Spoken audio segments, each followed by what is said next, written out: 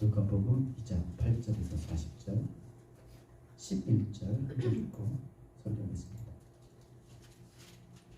시작. 오늘 다윗의 동네에 너희를 위하여 구주가 가셨으니 곧 그리스도 주시니라. 아멘. 8절 한 절, 9절까지 두 절 읽겠습니다. 시작.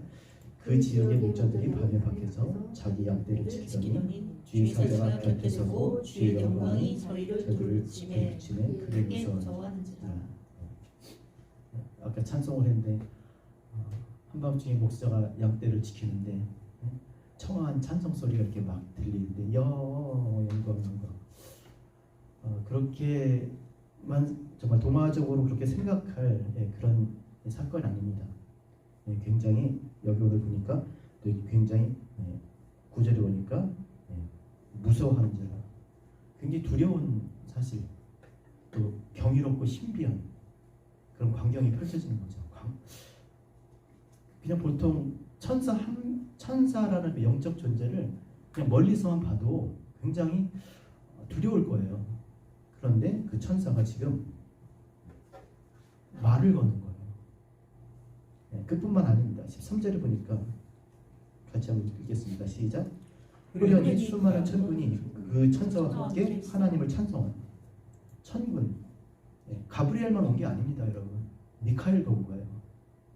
벌써 두렵지 않아요?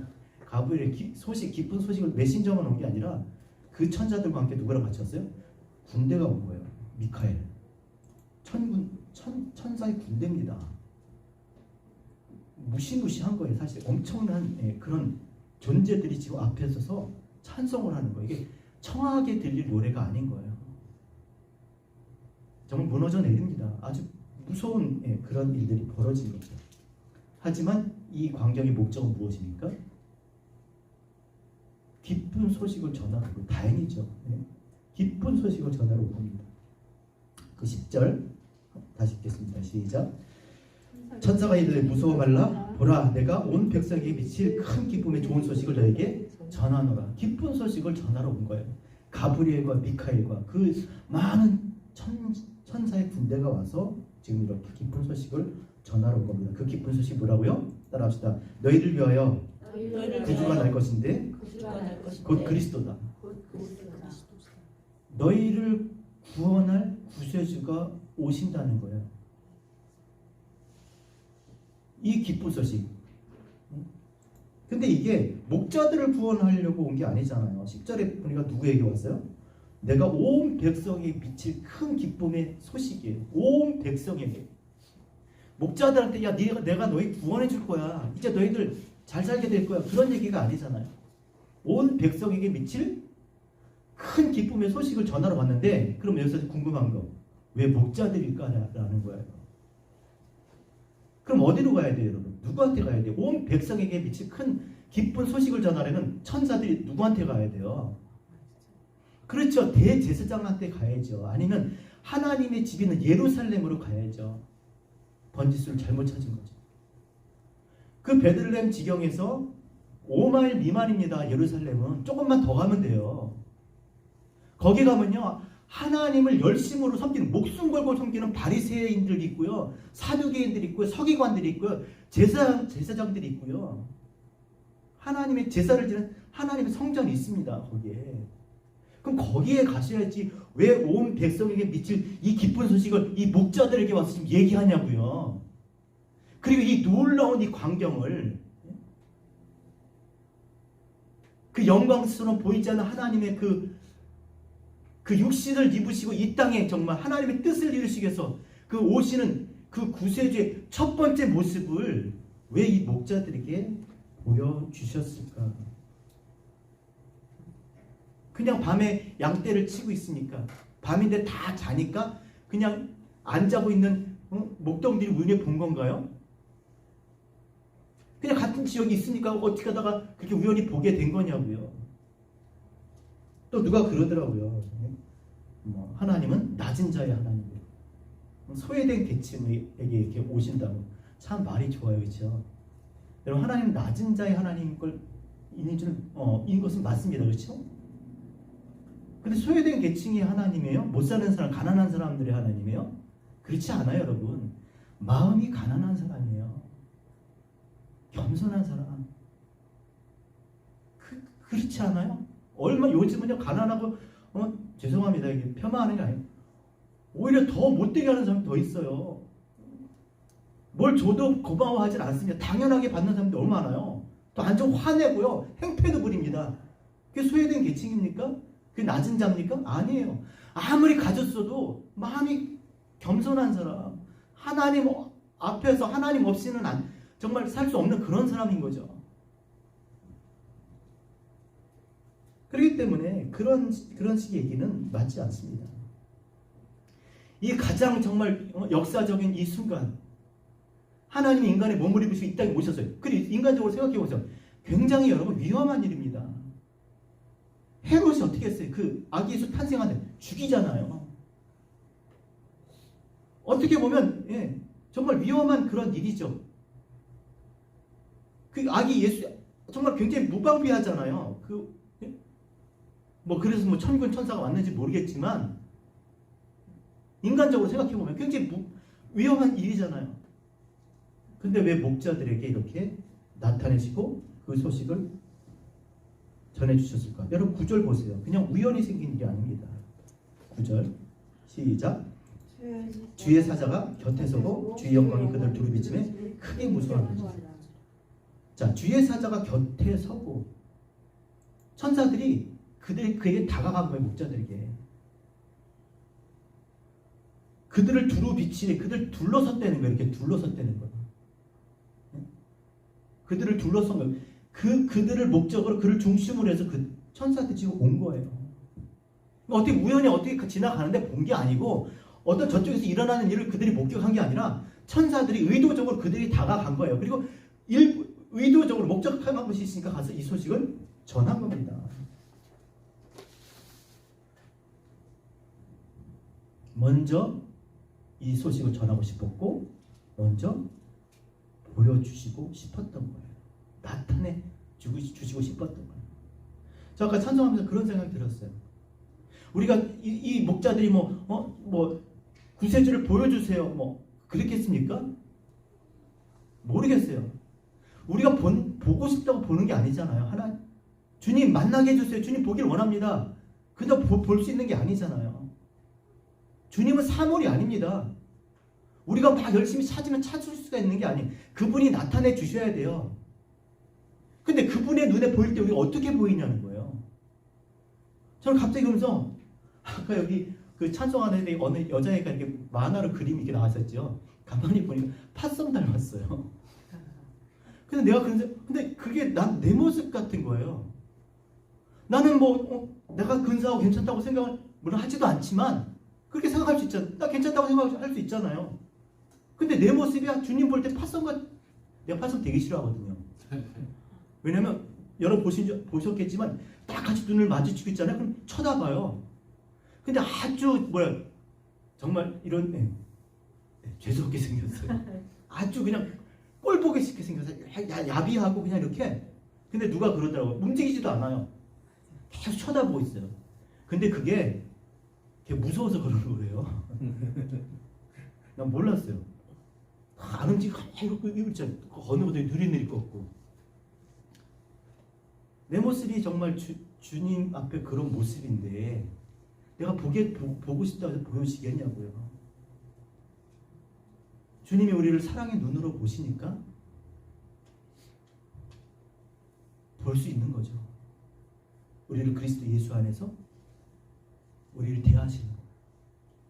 그 아들 안에서 우리를 용납하시는 거죠. 그래서 우리는 그리스도 예수가 아니면 우리가 예배할 수가 없는 거죠. 하나님 앞에 나올 수가 없는 거예요. 그리고 11절 보세요. 11절 다시 읽겠습니다. 시작. 12절 시작. 너희가 가서 강보에 쌓여 부에 누워있는 아기를 보리니 이것이 너희에게 표적이 되리라. 그들에게 다가서서 가서 말씀하시는 거예요. 그래서 그리고 하시는 말씀이 표적이 될 거야. 이게 너희의 표적이야. 그들에게 표적이라고 지금 얘기하시잖아요. 뭐가요?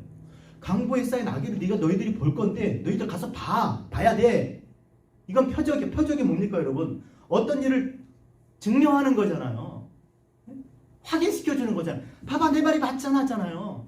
내가 지난번에 말한 게 맞잖아. 지금 확인시켜주는 거예요. 그 목자들한테. 그러니까 무언가 있는 거예요. 이 목자들이 그냥 목자가 아닌 거예요. 우연히 양치다가 밤에 이렇게 끼어있다고 본 게 아니고 천사들이 의도적으로 그 목자들이 다가가서 소식을 전하고 그리고 그들을 알고 직접 가서 처음으로 아기 예수를 보게 한 겁니다. 안 그러겠냐고요. 여러분 생각해보세요. 하나님 이 땅에 구세주가 오시는데 아무나 보게 하시겠냐고요. 위험한 일일 수도 있는 거잖아요. 목자들에게 가신 거예요. 자, 그렇다면 이 목자가 도대체 어떤 사람일까? 어떤 사람이길래 맨 처음에 이 기쁜 복음을 전해주시고 그리스도의 나심을 듣게 하시고 그리고 그리스도의 나심을 보게 하셨냐는 거예요. 도대체 이들이 누구냐는 거예요. 오늘 본문을 통해서 보면 우리가 짐작할 수 있는 게 주님을 본 사람이 두 사람이 더 있어요. 이 목자 다음에 누가 봅니까? 25절 시몬, 36절에 안나라는 사람이 봅니다. 그럼 두 번째, 세 번째로 본 사람이 있어요. 그럼 그 사람들이 어떤 사람인가를 알게 되면 첫 번째로 본 사람은 어떤 사람인지 그걸 우리가 알 수 있겠죠. 아니, 그렇지 않겠냐고요. 그 교회 성도님들을 보면 그 교회 목사님 안 봐도 알아. 이런 식인 거죠. 그 교회 집사님을 보면 그 교회 권사님 어떤지 대충 아는 거예요. 그렇죠? 그 권사님 보니까 당연히 그 교회 목사님 어떤지 알아. 그런 분이니까 그런 교회에 이렇게 다니겠지. 뭐 그런 생각하지 않겠어요? 두 번째, 세 번째 만난 사람을 보면 첫 번째가 어떤 사람인지를 알 수 있겠다는 것이죠. 동의를 안 하시는 것 같은데. 자, 25절. 시몬은 어떤 사람입니까? 같이 읽겠습니다. 시작. 예루살렘에 시몬이라는 사람이 있으니 이 사람은 의롭고 경건하여 이스라엘의 리더를 기다리는 자라 성령이 그에게 계시더라. 자, 시몬은 어떤 사람이에요? 의롭고 경건한 사람. 여러분 뭐가 의롭습니까? 어떻게 의롭습니까? 어떻게 의로워요? 율법 잘 지켜요? 따라합시다. 오직 나의 의는 믿음으로 말미암아 살리라. 시작. 오직 나의 의는 믿음으로 말미암아 누가 의로워요? 믿음으로 사는 사람이 의로워요. 그럼 왜 이 말을 했겠냐고요. 다 믿음으로 살지 않는다는 거예요. 많은 사람들이. 당시가 어땠습니까? 지금 이 당시가 어때요, 여러분? 말씀이 400년 동안 하나님의 백성 가운데 비추질 않았어요. 어두운 가운데 있었습니다. 그래서 각기 자기 옳은 소견대로 살았던 거예요. 자기 열심으로 자기 믿는 바, 자기가 원하는 바대로 살고 있었어요. 많은 사람들이 다 크고 넓은 길을 가고 있을 때 그는요, 그럼에도 불구하고 믿음으로 살았어요. 하나님 말씀 붙들고 살았다는 겁니다. 그게 어떤 삶이었습니까? 경건한 삶을 살았다는 거죠. 경건한 삶이었습니다. 뭐가 경건합니까? 주일날 양복 입고 넥타이 탁 내고 이렇게 머리 탁 하고 집사님, 장로님 이런 경건합니까? 긴 거룩하게 보이는 긴 옷을 치렁치렁하면서 이렇게 다니면 경건합니까? 무슨 경건한 어떤 형식과 예식을 가지고 뭐 이렇게 하면 경건해 보입니까? 뭐가 경건합니까? 야고보서 1장 27절 따라합시다. 하나님 앞에서 정결하고 더러움이 없는 경건은 사람들은 그걸 경건하다고 생각할지 모르겠지만 하나님은 그렇지 않아요. 그렇게 안 봐요. 하나님 앞에서의 경건은 정결하고 더러움이 없는 경건이 뭐냐? 따라합시다. 곧 고아와 과부를 그 환난 중에 돌보고 자기를 지켜 세속에 물들지 아니하는 것이다. 경건이 뭐라고요? 첫 번째, 자기를 지키는 거예요. 세상에 어떻게 살든지 하나님 앞에 믿음으로 사는 거예요. 믿음이 뭔데요?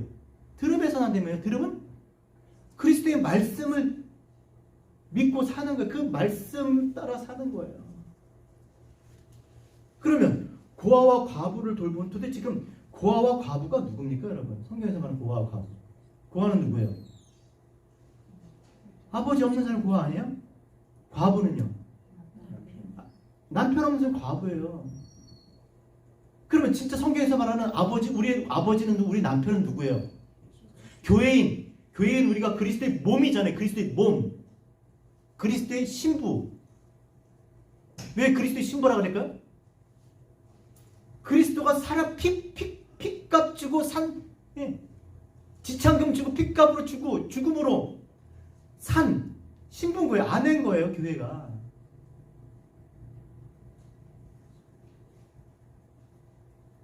그러니까 고아와 과부는 누구겠어요? 그냥 우리가 그냥 세상 사람들이 말하는 그런 고아와 과부가 아니에요. 아버지 없는 하나님 없는 자.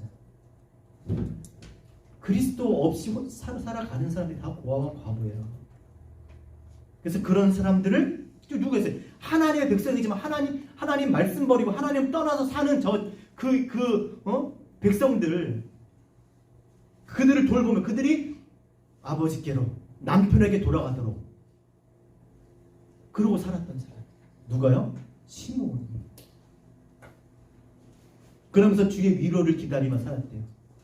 주의 위로를 기다려. 난 그렇게 사니까, 난 의롭고 경건하게 사니까 저를 위로해 주세요. 지금 그 말입니까? 그런 말이 아니에요. 여러분, 남편 없이 아버지 없이 사는 고아와 과부의 그 인생의 결말은 뭐겠습니까? 하나님을 떠난 인생의 결말이 뭐겠냐고요. 그리스도 없이 사는 인생의 결과는 뭐예요? 죽음이에요. 죽음, 영죽음.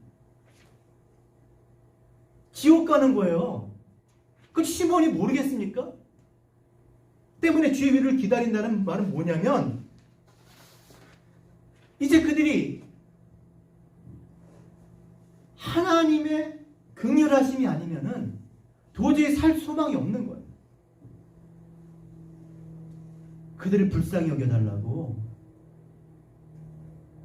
다시금 아버지께로, 남편에게로 돌아올 수 있도록 기도하며 살았던 겁니다. 그 당시 성전이 어땠습니까? 강도의 구렬이고 또 장사하는 곳이 됐어요. 종교 지도자들은요, 회칠한 무덤, 독사의 새끼들은 이런 욕을 먹을 정도, 주님이 그렇게 말할 정도였습니다. 소망이 없었던 것이죠. 그러니까 영원히 죽을 수밖에 없는 상태가 된 거예요. 시몬이 그것을 바라보면서 저들을 불쌍히 여겨달라고, 저들을 죄에서 구원해 달라고 그렇게 기도하면서 살았던 겁니다. 그래서 하나님께서 26절에 같이 읽겠습니다. 시작. 그가 주의 그리스도를 보기 전에는 죽지 아니하리라 하는 소문이 진리를 받았다. 죄에서 구원할 자를, 그 백성을 죄에서 구원할 자를 보기 전에는 네가 죽지 않아. 네가 볼 거야. 죽기 전에 꼭 볼 거야. 라는 응답을 얻게 됩니다. 여러분, 이 땅의 교회의 삶이 뭐 대단한 것 같아도요, 그냥 오늘 이 시므온의 삶을 보면서 이렇게 살면 됩니다. 아무리 세상이 타락하고 변하고 많은 사람들이 다 그렇게 살아도 이 시므온처럼 믿음으로 살아가야 될 줄 믿습니다. 아멘. 그리고 세상을 정죄하는 것이 아니라 저들을 구원해 달라고, 저들의 죄를 사해 달라고 그렇게 기도하며 살아가야 될 줄 믿습니다.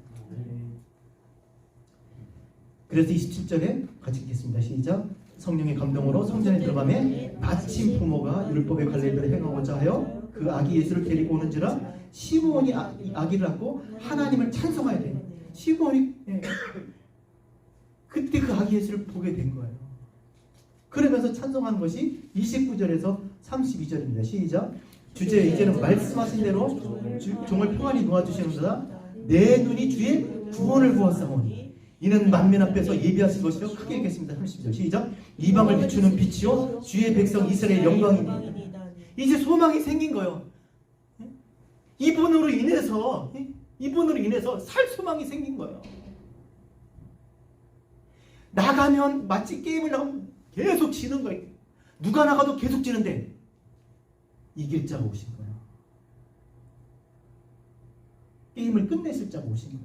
그를 보니까 너무나 마음에 위로가 되고 소망이 생기는 거죠. 그가 두 번째 예수를 본 사람이에요. 시몬. 자, 36절에 세 번째 예수를, 아기 예수를 본 사람이 나옵니다. 36절 같이 읽겠습니다. 시작. 또 아세리 실파 비누엘의 딸 안나라는 선지자가 있어 나이가 매우 많더라. 그가 결혼한 후 7해 동안 남편과 함께 살다가 과부가 되고 84세가 되었더라. 이 사람은 성전을 떠나지 아니고 주여로 금식하여 기도함으로 숨기더니. 어떤 사람이었어요? 안나는 과부가 먼저 노래해주세요. 주여로 금식하며 기도하며, 성전을 떠나지 아니고 주여로 금식하며 기도하며 산 사람입니다. 여러분, 금식이 뭡니까? 금식. 아까 경건에 대해서 여러분들 정확한 개념을 말씀드렸습니다. 금식도 마찬가지예요. 이사야 58장 6절에 내가 기뻐하는 금식은 흉악의 결박을 풀어주며 멍에의 줄을 끌어주며 압제당하는 자를 자유케 하며 모든 멍에를 꺾는 것이 아니겠느냐. 뭐라고요? 풀어주고, 따라서 풀어주고 끌어주고 자유케 하고 꺾는 것이 아니겠느냐. 금식이 뭐라고요? 지금 뭐에 매였어요? 죄에 매여 있잖아요. 죄에 매여서 신음하고 있는 이 백성들, 영원히 죽을 수밖에 없는 이 사망의 권세에서 그렇게 살아가는 이 백성들을 풀어주는 거예요. 그래서 그리스도께서 성령으로 세례를 받으시고 나서 40일 동안 금식하신 이유가 뭐예요? 바로 이거예요. 당신의 백성을 죄에서 놓아주겠다는 것이죠. 밥 안 먹고 내가 원하는 거 쫄라갖고 뭐 얻으려고 하는 그런 것이 금식이 아니라 이렇게 흉악한 결박. 흉악한 결박이 뭐였습니까? 하나님을 거스려서 사는 거예요. 자기가 결박된 걸 몰라요. 진리의 빛이 비추지 않음으로 인해서 자기 상태를 모른다니까요. 내가 지금 반복되는 죄의 습관에서 놓여지지 못하잖아요. 내 생각, 내 사고 방식에서 내가 지금 못 벗어나잖아요. 내 말투를 못 고치잖아요. 지금 그걸 얘기하는 거예요. 그 뿌리는 다 같지만 흉악의 결박에서 풀어주고 멍에의 줄을 끌어주며, 멍에가 뭡니까? 그 막대기에 같이 매어있는 거잖아요. 그래서 나는 이쪽으로 가고자 하지만 그 막대기가 매어있어서 내가 그렇게 못 간다는 거예요. 친구 때문에, 남편 때문에, 일 때문에, 뭐 때문에 지금 그 멍에에 매어서 원치 않는 삶을 지금 살고 있는 거예요. 먹고 사는 것 때문에 그러고 끌려가는 거예요. 압제당하는 자, 학대받아서 마음이 상한 거죠. 그래서 자신의 그 아이덴티티를 잊어버린 거예요. 하나님 백성이면서도 종로 타는 거예요. 세상에 매어서. 그래서 그런 모든 것에서 놓아주고 풀어주고 그 멍에를 꺾어주실 메시아 곧 그리스도를 구하며 기도하며 사는 겁니다. 내 힘으로는 안 되잖아요. 그러니까 언제부터 그랬어요? 남편하고 딱 7년 살았습니다. 그리고 84년을 과부로 사는 거예요. 그리고 성전에 갔습니다. 개인적인 그 남은 여자의 삶을, 자기 개인의 삶을 버리고 이 땅에 그리스도의 신부로 정말 저 사망에 매어서 세상에서 결국 종로된 하나님의 백성들이 하나님께 돌아오기를 내가 할 수 있는 게 없으니까 하나님께 기도하고 있었던 거예요. 그래서 그 구세주를 보게 된 줄로 믿습니다. 성전에 갔다고 다 보는 게 아니지 않습니까? 그렇죠, 여러분? 뭐 주님이 성전에만 계셨어요? 아니잖아요. 성전에 간다고 주님을 보는 게 아니라 그가 어떤 사람이냐, 정말 그리스도를 구하고 기다리는 삶이냐는 거예요. 정말 우리 인생의 목적이 정말 영혼 구원함에 내가 정말 구원받고 이 세상 이 땅에 많은 영혼들이 구원받기를 원하느냐는 거예요. 그 구세주를 기다리고 구할 때 하나님께서 보여주실 줄로 믿습니다. 많은 사람들이 주님을 버리고 정말 이 땅의 모든 세대가 말씀을 떠난다고 해도 또 믿음이 없어서 다 뒤로 물러선다 할지라도 구원함에 이르는 믿음을 가지고 하나님 앞에 나아가 하나님을 기쁘시게 하는 그런 교회가 되시길 바랍니다. 네. 그리고 세상에 할 때도 자기 자신을 지켜서 세속에 물들지 말고 많은 사람들이 다 모이를 패하는 그런 삶을 살지라도 교회에서 모이면 안 모여요. 그렇게 살지라도 우리는 모이기를 패하는 것이 아니라 오히려 그날이 가까운 것으로 더욱더 모이기를 힘써야 돼요. 그리고 예배를 소중히 여기고 하나님 앞에서 그 하나님을 섬기는 그 백성으로서의 삶을 정말 기쁘게 여기고 오늘도 하나님 없이 정말 죽을 인생들 저 고아와 과부처럼 살아가는 좀 영적을 인생들을 위해서 주님께서 구원해 주시도록 기도하며 살아가는 그런 기도하는 교회가 되어야 될 줄 믿습니다. 아멘. 이런 사람들이 주님을 본 겁니다. 자, 그렇다면 시므온이 안나가 그렇게 살았다면 첫 번째로 본 목자들은 어떻게 했어요? 이들보다 더 나았겠죠. 그래야지 첫 번째 봤을 거 아니에요. 자, 이 목자들이 어떤 사람이었어요? 2장 8절.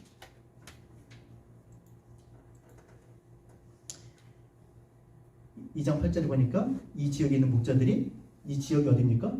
베들레헴 지경입니다. 자, 베들레헴 지경을 떠나지 않고 살고 있었던 목자입니다. 느헤미야 3장 14절 제가 읽어드릴게요. 분문은 베핫게림 지방을 다스리는 레갑의 아들 말기야가 중수하며 문을 세우며 문짝을 달고 잠을 세워 빗장을 갖추었고 분문은 여기 뒤에 두고 베핫게렛을 다스리는 레갑의 아들 말기야가 다스렸다는 거예요. 베핫게렛을 누가 다스렸다고요? 레갑의 아들 말기야. 베핫게렛이 베들레헴 지경이에요. 명칭. 당시에는 베핫게렛이라고 했는데 근데 그게 베들레헴 지경을 누가 다스려요? 누가 다스려요? 레갑의 아들. 그러니까 이들이 누구예요? 레갑의 자손들인 거예요. 그들이 베들레헴 지경을 떠나지 않고 거기에 살고 있었습니다. 이 레갑 자손들은요, 바벨론의 포로로 끌려갈 때 유다가 그곳에 남아서 하나님을 섬겼던 사람이에요. 거기를 떠나지 않았어요. 그리고 느헤미야가 포로에서 돌아왔을 때 예루살렘을 재건하는데 그때 지금 분문을 재건했어요. 분문이 뭡니까? 더러운 거 오고 나가는 거 있잖아요. 뭐 쓰레기, 뭐 오물, 그 도시에서 아주 그 더러운 것들 다 분문으로 나가요. 미문은요, 아름다운 문이 좋은 게 들어가겠죠. 분문은 그런 게 들어가는 거. 양문은 뭐 다 있잖아요, 그렇죠? 재물들 들어가는 거. 그냥 똑같은 문에 들어가는 게 아니에요. 미얀마 가니까 밥 먹는 손 따로 있고요. 이거 닦는 손 따로 있고요. 마찬가지. 근데 분문을 더러운 것을 제거하는 그런 걸 중수한 사람들입니다. 자, 에레미야 35장 보면 이 레갑의 자손의 선조가 누구냐? 요나답입니다. 자, 요나답이 자기 레갑 자손들에게 말해요. 그러니까 이들이 왜 지금 베핫게렛에 살고 있는지를 베들레헴 지경에 살고 있는지 그때 알 수 있습니다. 그 레갑 자손들에게 뭐라고 말했냐면 평생 포도주 마시면 안 돼. 거할 집도 짓지 마. 농사도 하지 마. 유목생활해. 그렇게 했어요. 그래서 그들이 집도 안 짓고 포도주도 마시지 않고 요나답이 말하면 농사도 안 짓고 유목민으로 그 지경을 떠나지 않고 그렇게 살고 있었던 겁니다. 그럼 요나답은 도대체 누구냐? 요나답은 어떤 사람입니까? 여호나답. 요나답은 누구겠어요? 자, 아합의 집을 심판하러 하나님께서 예후를 세우십니다. 그래서 예후가 일어나서 이스라엘 왕 요람을 활로 쏴서 죽이고요. 그리고 요람을 문방하던 유다 왕 아하시아를 죽입니다. 그리고 요람의 어머니 이세벨도 죽여요. 아합의 아내 이세벨도 죽입니다. 그리고 아합의 아들 70명의 왕자도 죽이고요. 그리고 아하시아 친척 42명 왕자들 다 죽여요. 그러니까 아합과 아세라의 집을 완전히 쑥대밭을 만듭니다. 그리고 어디를 가느냐? 이제 그 소굴인 사마리아 가서 바알과 그 우상을 섬기는 그 모든 사람들 다 진멸하러 이제 사마리아로 들어갑니다. 그때 들어갈 때 누가 맞으러 나왔어요? 요나답이 예후를 딱 맞으러 나왔는데 아합이 묻습니다. 그 예후가 묻습니다. 야, 네 마음도 내 마음 같냐?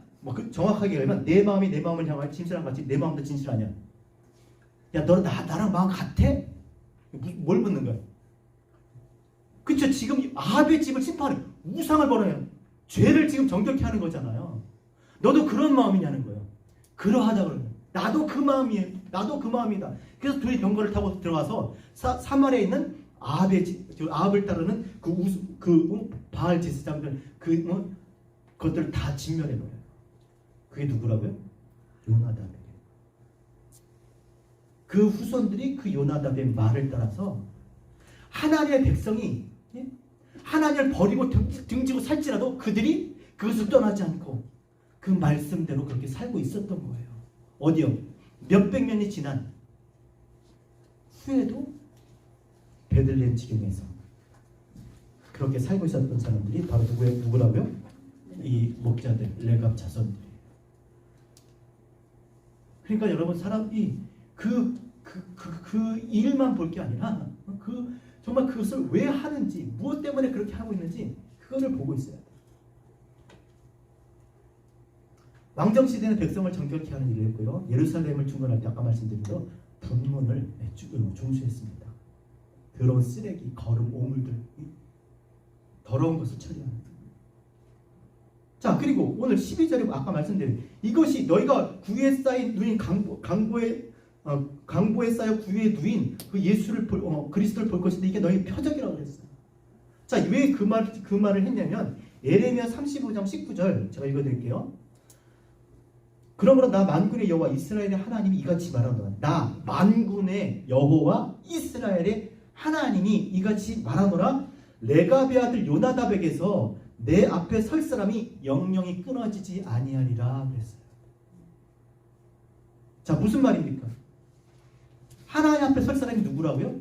레갑의 아들들이라는 거예요. 레갑 자손이라는 거예요. 자, 그 하나님이 이 땅에 육신을 입고 오시는 거예요. 그래서 그 맨 처음에 그 앞에 세울 사람이 누구예요? 바로 레갑 자손, 이 목자들이었단 말이에요. 처음으로 보게 해요. 이 예레미야를 통해서 하신 이 말씀이 지금 성취되고 있는 겁니다. 맨 먼저 주 앞에 서게 하시는 겁니다.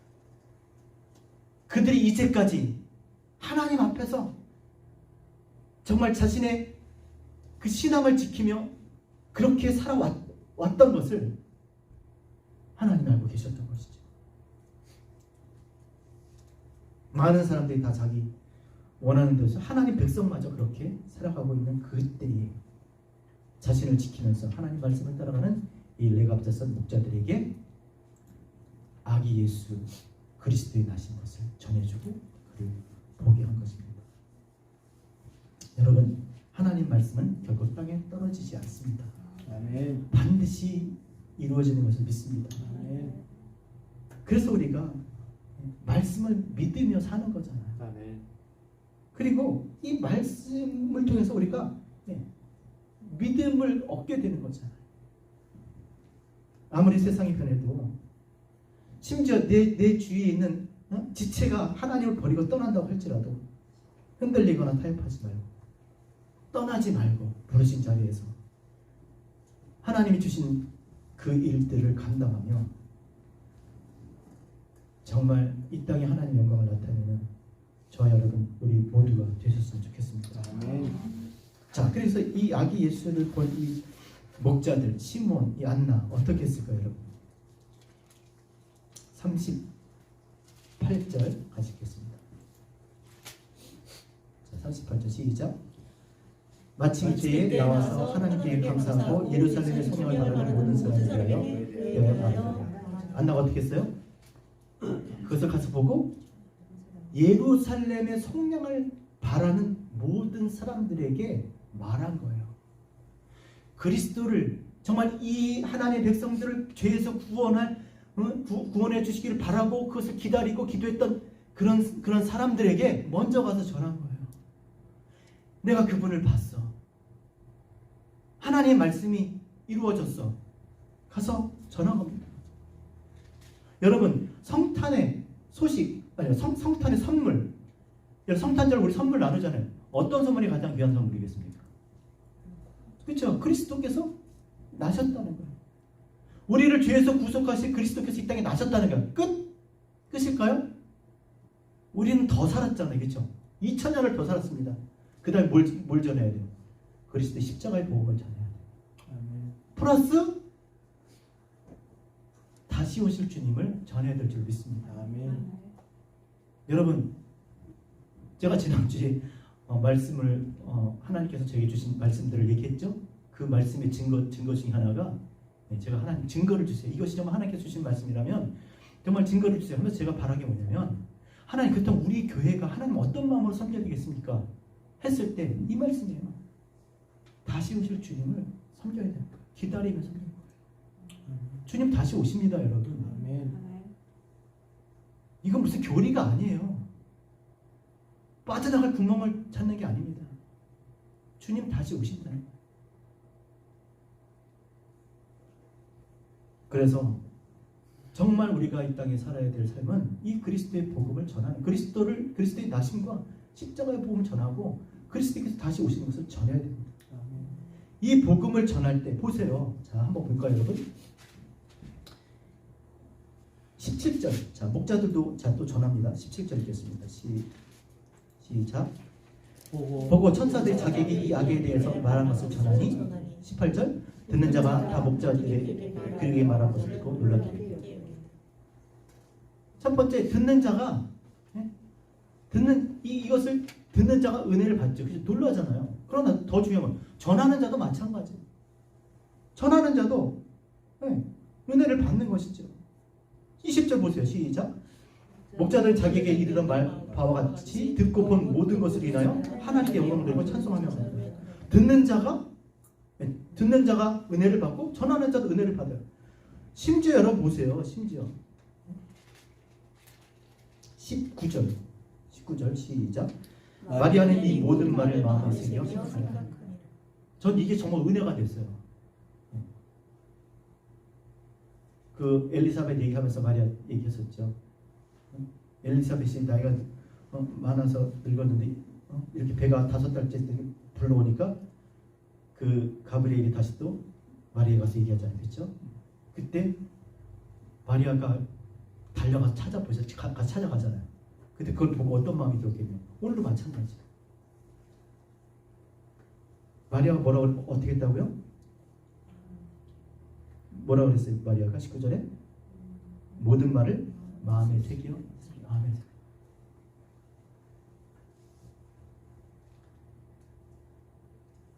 얼마나 그 생각이 많았겠습니까? 근데 그 말을 마음에 새겼다는, 간직했다는 거예요. 자기에게 주신 그 약속의 말씀을 간직한 겁니다. 너희를 위하여 구주가 나셨으니 곧 그리스도.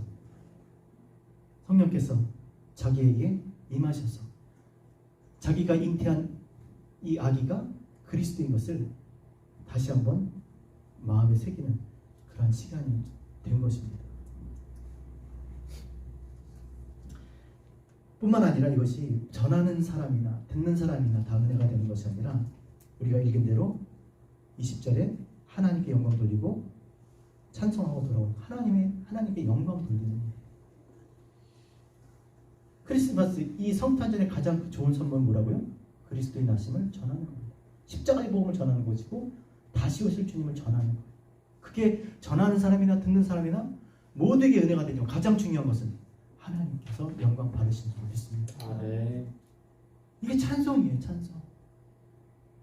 천군 천사들만의 찬송이 아니라 이것이 이 땅에 산 교회의 찬송이 되기를 원합니다. 아, 네. 아무리 힘들고 어려워도 이 소식을 전하기 위해서, 이 복음 전하기 위해서 하나님께서 이 땅에 교회를 세워두신 줄로 믿습니다. 네. 아직도 많이 이 복음을 듣지 못한 사람들, 남편 없어서 아버지가 없어서 고아와 과부로 살아가는, 하나님 없이 살아가는 영죽을 인생들에게 교회가 정말 전해야 될 소식은 이것이 이 그리스도의 복음인 줄 믿습니다. 아멘. 이것이 정말 가장 큰 선물인 줄 믿습니다. 주 앞에서 사는 그날까지 정말 우리 이 땅에 보내신 예수 그리스도의 복음을 전해서 정말 그 어느 때보다 값지고 복된 그런 성탄절을 보내시는 저와 우리 모두가 되시기를 주의 이름으로 부탁드립니다. 아멘.